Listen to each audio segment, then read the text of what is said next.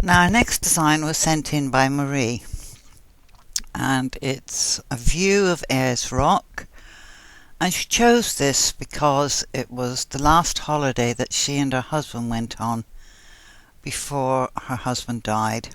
She wrote in her email to me that she brought in elements that she had in previous designs that she had done, for instance this plant here and the trees.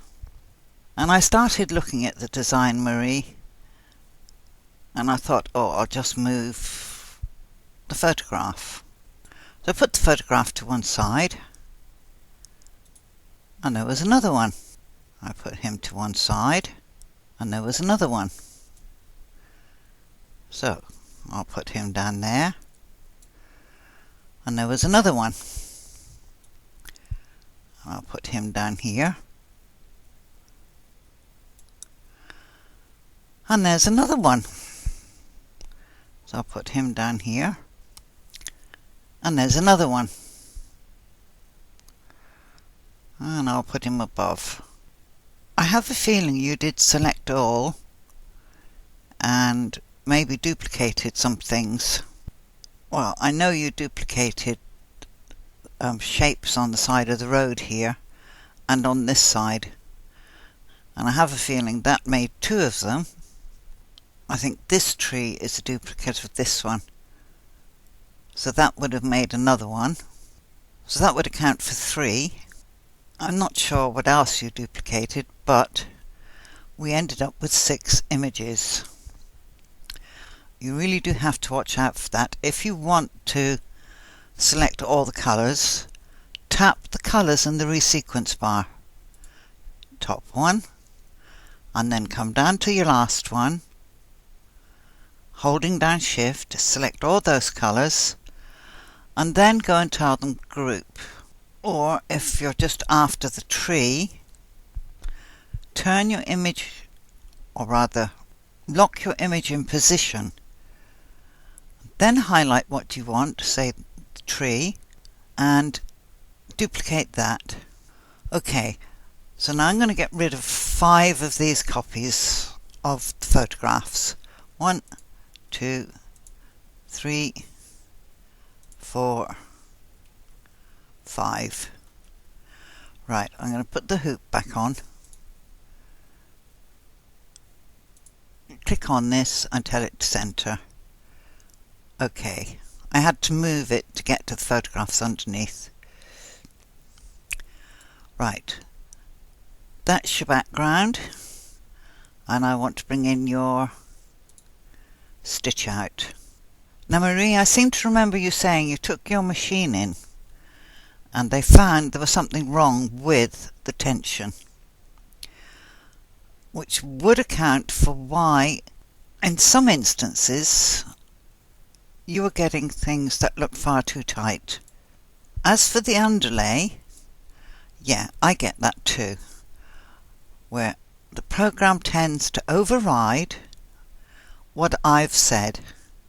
You know, I say get rid of underlay, I close the program after I've saved the design, I open it up again, and there's underlay there. So I go and remove it again, and I give it a slap on the wrist and say, no, do as you're told, not as you want. So let's go in and have a look at this design. And there are a few things in this, sweetheart. And one thing I've noticed in all the designs, and it's upsetting me a bit because really my fault, and that is the number of colours that are being used in each of the designs. The whole idea of colour blending is to cut down on the number of colours you use. And in this one, if I go to print preview, because I'm too lazy to count, you've got 14 colours. Right, let me just close that. Most of the designs could have been done with a lot fewer colours than have been used. That brown, the brown of your trees, could have been the same. Right, 257, undershading. Undershading, where's the bright red? That one. You've used 224, that's good, and 254. You could have used those colours in your Ayers Rock. So instead of 257, 254. Now I'm going to show you something now, and I should really have shown it to everybody a lot sooner. I need to get up to colour blending and colour grid and photo. Open.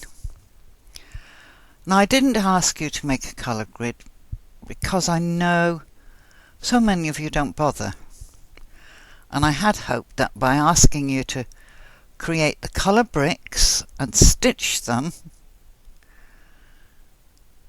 that you would see the effects of the colours under and over one another. Now this is an old colour grid that was done back in 2005. I don't even remember what the design was I was working on, and it uses 1, 2, 3, 4, 5, 6 colours and 2 neutrals, a white and a dark grey. It's not really wide enough to give me the correct effect that I wanted, because I was limited by my 140 hoop and the fact that I wanted to show the colour thumbnails here. Let me just move this out of the way. That's better. I wanted to see the colour thumbs. And of course when you've only got... I've turned the hoop off. The hoop was 140 by 200.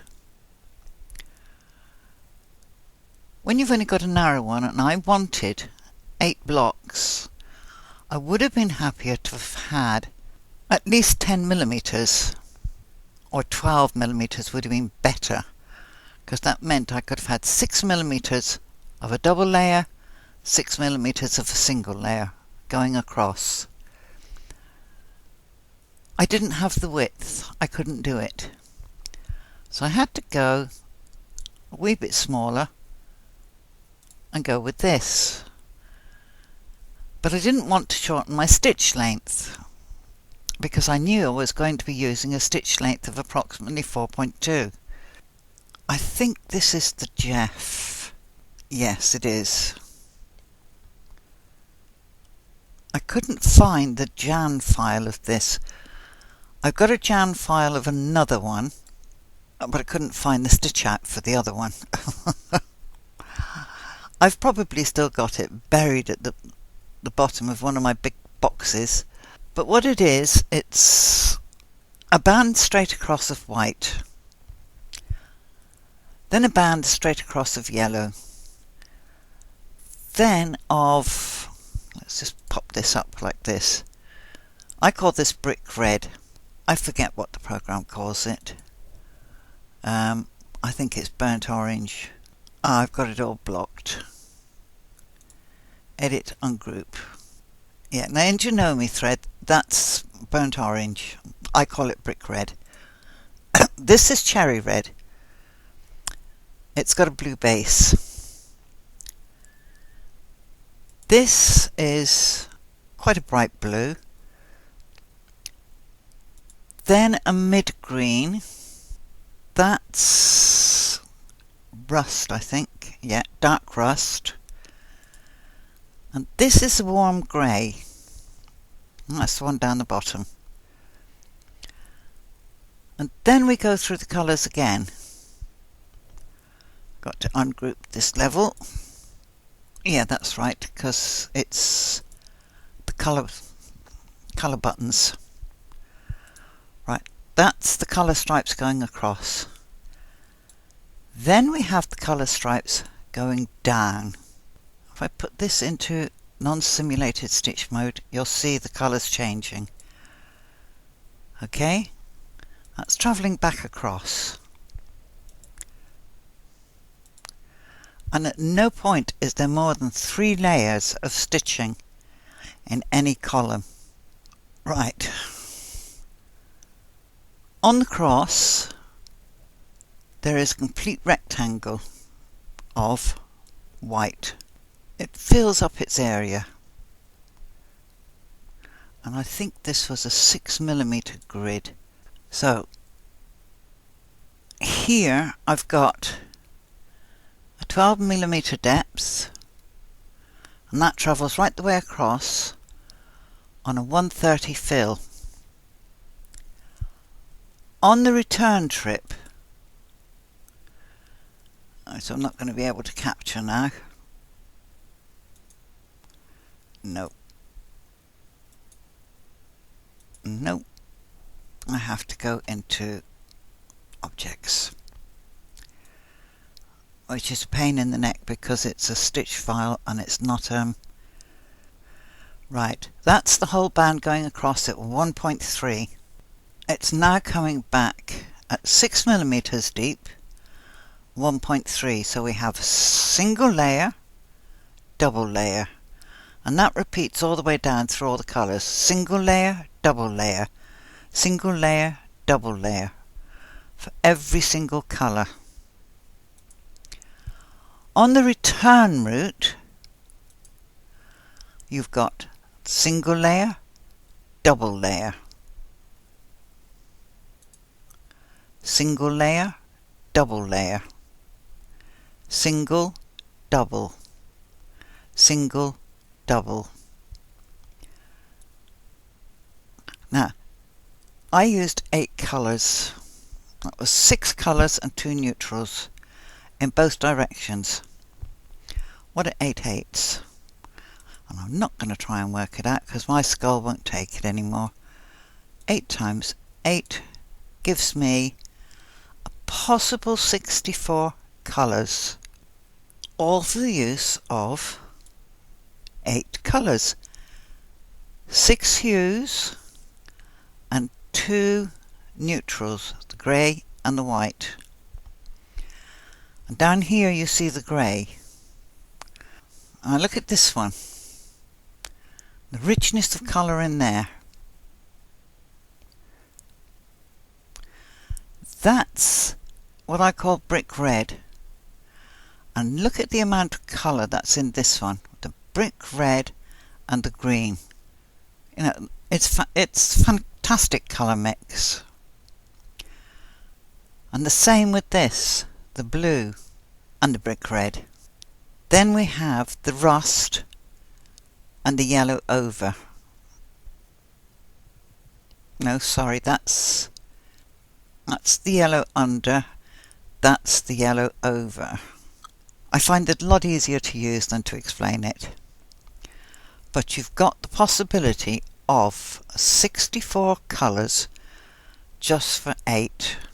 Across is over, down is, no, across is under, down is over. Okay? So, what will white look like under one layer of a cherry red? It'll look like that. Now I wanted to spare you all having to do a colour grid. And the result has been you've used miles too many colours, all of you. Blending colour is just that. You're blending colours. It's to save you having to use 1,000 different reels of thread. And I was wrong not asking you to do it. Now, reading between the lines, I think you were doing the colour bricks on screen, but I don't think you were all stitching them out to see which gave you the closest result. And the best way of seeing what gives you the best result is to do the full colour grid, choosing what you think are the main colours in the design. White and grey are not colours, they're neutrals. And you keep your colours down to quite limited if you can. Now I'm going to go back to yours, Marie. I just wish I'd been able to find that Jan file, because that way then I could have made it bigger and said to you, right, all of you, stitch this out. Now, bearing in mind that you could have used these two, which are these flat lands here,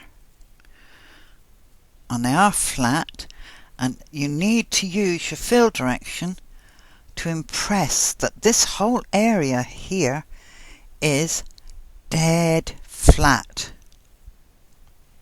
And then there's a slight slope down.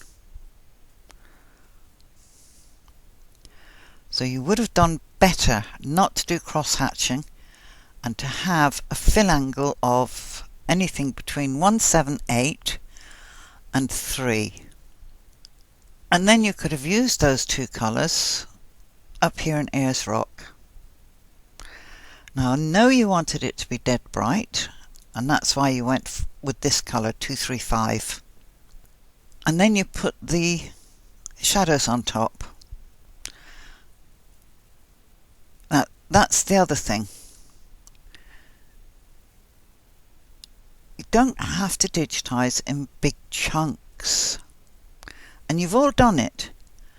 You've all done the same thing. You've seen a big area. I'll do that all in one go. Instead of breaking it up, and Marie, you used textured fill. Now there's nothing desperately wrong with using. You're missing all the different colours. Now I'm not saying use 25 colours, not a bit of it. What I am saying is, if you've done it in small pieces, deep green shadow, travelled along, did more deep green shadow, travelled along, did a bit more deep green shadow, and so on. And then put your next colour on the top. And maybe a bit of this sand colour on the top of that, just to give it the appearance of the sun shining on the top edge of it. And the same over here. This is totally flat. There's a slight rise in the road, but nothing much. I have to have a quick drink. You needed a flat line fill, and then maybe a very gentle sloping fill down to the shrubbery here. And those dark shadows there, it's the shadows which give form, and the clever use of your colours. You know, I can practically see the individual bushes. I can see that's an individual tree there. The individual bushes there, and their trunks. And that lovely patch of red there in amongst the rest of the sand. And then this is practically all red up there, with bits of green foliage floating on the top of it. You can't capture that with full density cover fills, but you can with loose density fills, because you only want that shimmer. So you just put on your loose density layer. Okay, Marie, now I know you were having problems with your machine, but I believe you said that your dealer had fixed it now. And I know you have dreadful problems with your eyes, sweetheart. So my fingers are crossed that when you go to see the optician in May, he says that now is the time to get rid of your cataracts. And hopefully the removal of your cataracts will help with some of your other vision problems. Right, I now have to move on because I've still got a good few others to do. So I'll see you all in the next video.